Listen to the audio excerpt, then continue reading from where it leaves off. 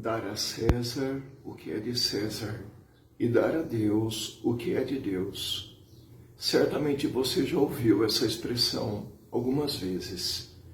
Ela aparece quando Jesus é questionado por um grupo de líderes religiosos mal intencionados que queriam colocar Jesus contra a parede e perguntaram a ele se ele concordava que os judeus pagassem imposto a César ou não. Para nós entendermos quem é César, nós temos que voltar na época de Jesus. Aliás, antes de Jesus se tornar pessoa humana e vir habitar entre nós, no ano 63 a.C., o Império Romano se apossou da região da Palestina. E desde então, os judeus, todos os que moravam nessa região, pagavam impostos a César. César é um título ao imperador de Roma. No caso, quando Jesus se faz pessoa humana, o imperador de Roma era Tibério César. César era um título de engrandecimento da pessoa do imperador romano.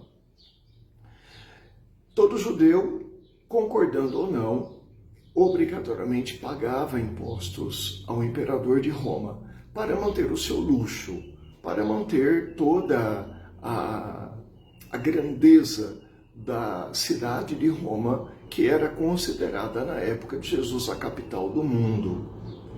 Se Jesus dissesse que é preciso pagar o imposto a César, ele seria totalmente odiado pelos judeus, dizendo que eles deveriam se manter ainda submissos a esse domínio desumano do Império Romano.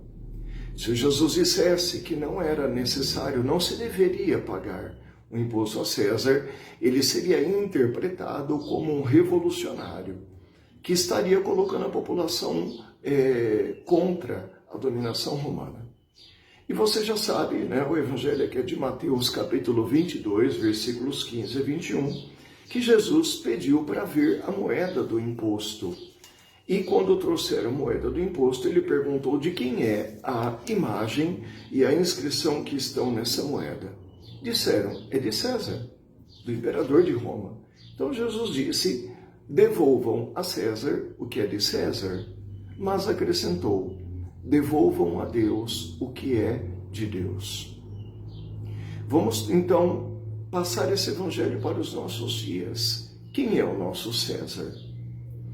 César é todo líder político, mas não só, porque o Brasil distribuiu o poder do governo da sociedade brasileira em 3 níveis. O nível executivo, o governo em si, o nível legislativo, os que fazem as leis, e o nível judiciário, os que julgam para, teoricamente, favorecer o estabelecimento da justiça e evitar com que haja injustiça no nosso país.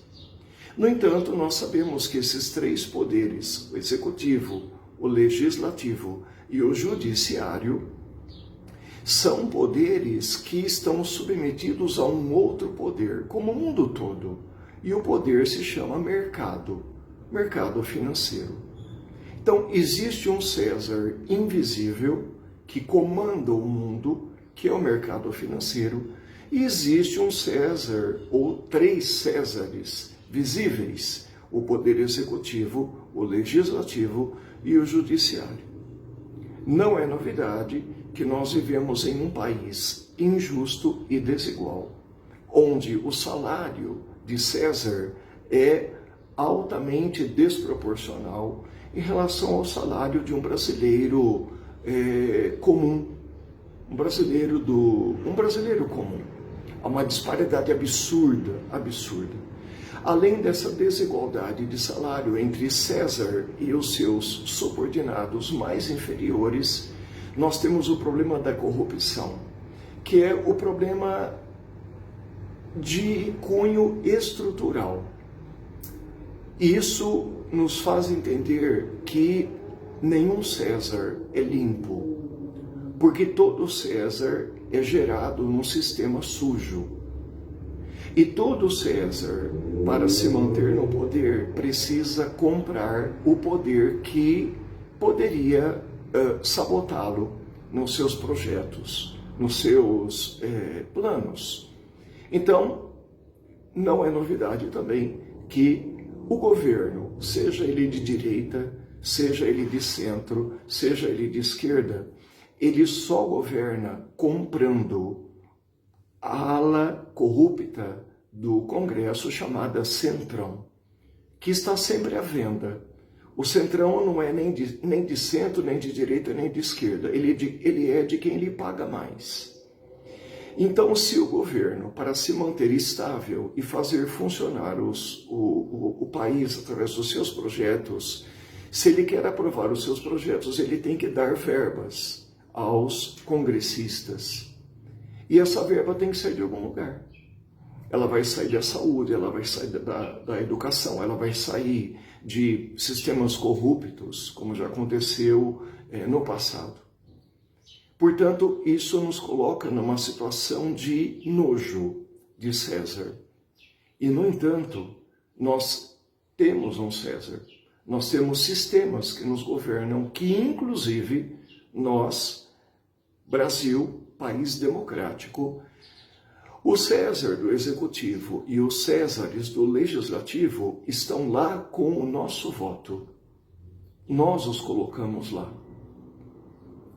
E aí nós temos essa situação de subordinação democrática a esses Césares que nos governam, que decidem por nós a vida do nosso país.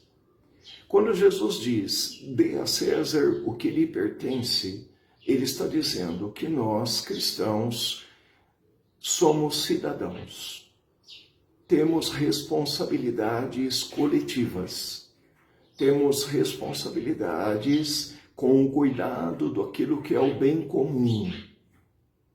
Não podemos fazer o que queremos numa sociedade, porque essa sociedade, ela nos afeta direta ou indiretamente.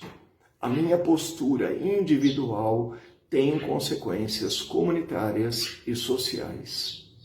Então é preciso que nós pensemos, por exemplo, no meio ambiente.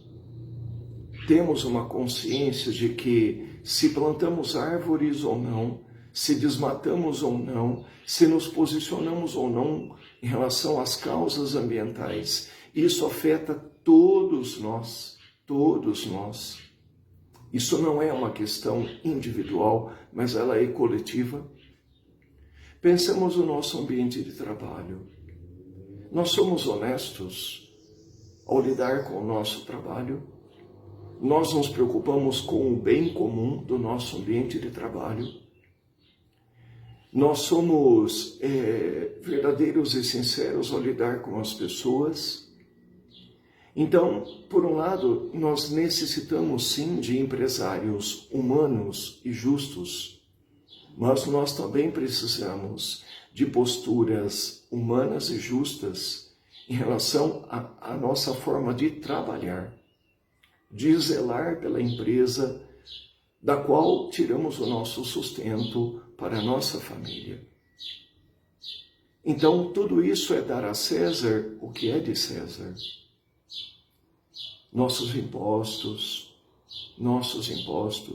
que já estão todos embutidos naquilo que nós consumimos.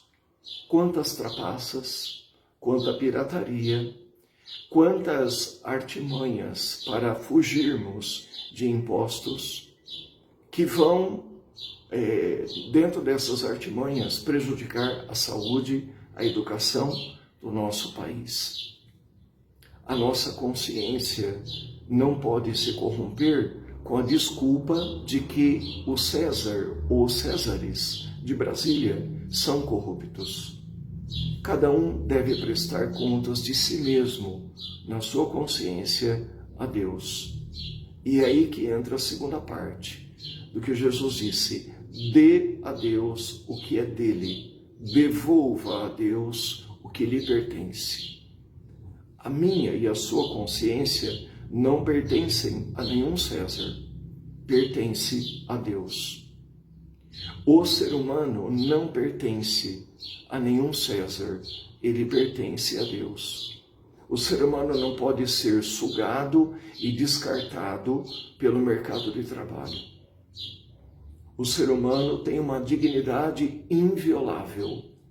Se na moeda do imposto está a imagem de César, em mim e em você, seres humanos, foi impressa a imagem do Deus Criador.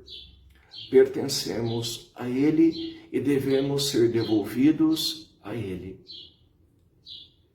Então, se o nosso trabalho paga César, o nosso descanso é o nosso nos devolver a Deus. Se a nossa produção serve a César, a nossa espiritualidade é o nosso nos devolver a Deus. Por isso que é importante nós termos esse duplo posicionamento. A minha consciência enquanto cidadão precisa ser reta, não corrompida, não desonesta, e a minha consciência perante Deus deve também seguir esse mesmo caminho. Nossa consciência, nossa espiritualidade, nosso senso de justiça pertencem a Deus. E é a partir de Deus que nós devemos encontrar o discernimento da forma como nos posicionamos perante a política, perante a economia, perante a nossa vida neste mundo.